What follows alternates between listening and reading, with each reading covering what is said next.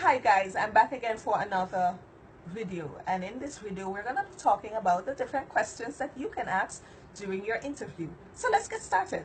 The first question you can ask is, how many weeks or hours am I expected to teach? Now in the English teaching industry, usually the number of hours for full-time job is 40 plus hours. If you're teaching online, they may have a minimum number of hours for you to adhere to while you're teaching. So it's very important to ask those questions. That's if they haven't said it to you before. Now the second question that you can ask is, am I expected to teach extra hours? So in addition to those 40 plus hours for full-time work, am I expected to teach extra hours? And the follow-up question to that could be, am I being compensated for those extra hours that I'm expected to teach? So ensure that you ask those questions so that you can negotiate a great package for yourself. Another question you can ask is, how many teachers am I expected to work with?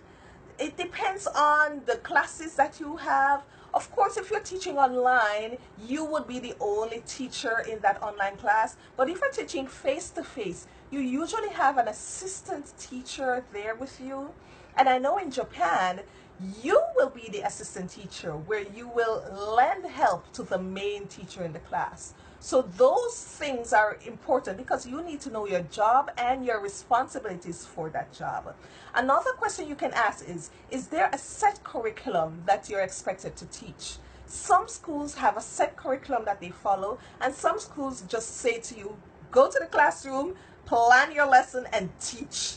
So you need to know the leeway that you have in your class. Are you expected to follow the curriculum along all points, or do you have some leeway where you can inject a few ideas and activities to bring out the lesson in your plans? Another question that you can ask is, do I need to prep for classes? Now, most teachers need to prep for classes. That's a given. But for some classes, you may not need to prep, and therefore you can get away with not prepping for them. In some schools also, they pay you for prep time. So that's a follow-up question that you can ask.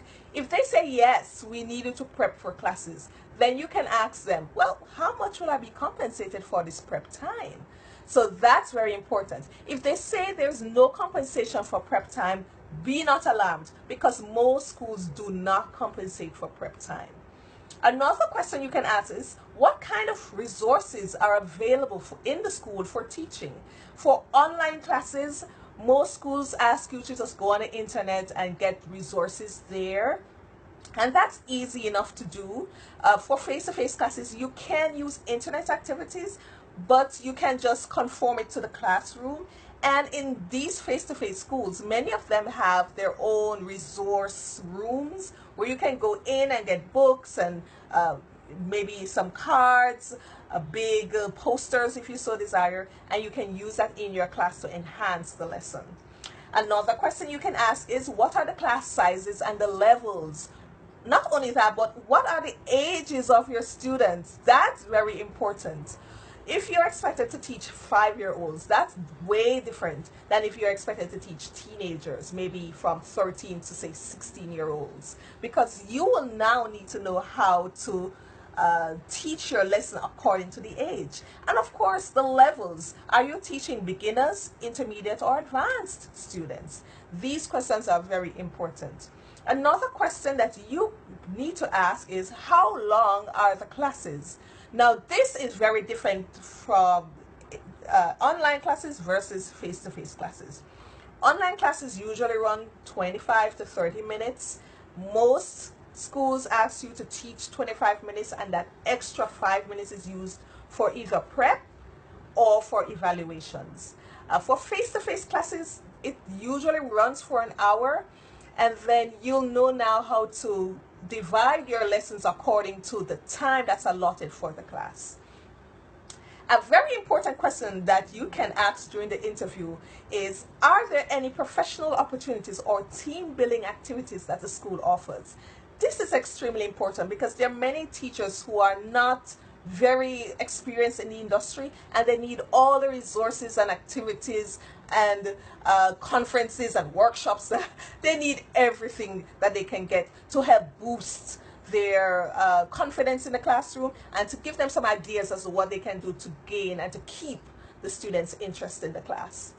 Another question that you can ask is, what kind of expectations do you have, which is, what kind of expectations does the school have or the company has for the English teachers? These guidelines are very important because these guidelines help to know how you're going to be evaluated as a teacher later on.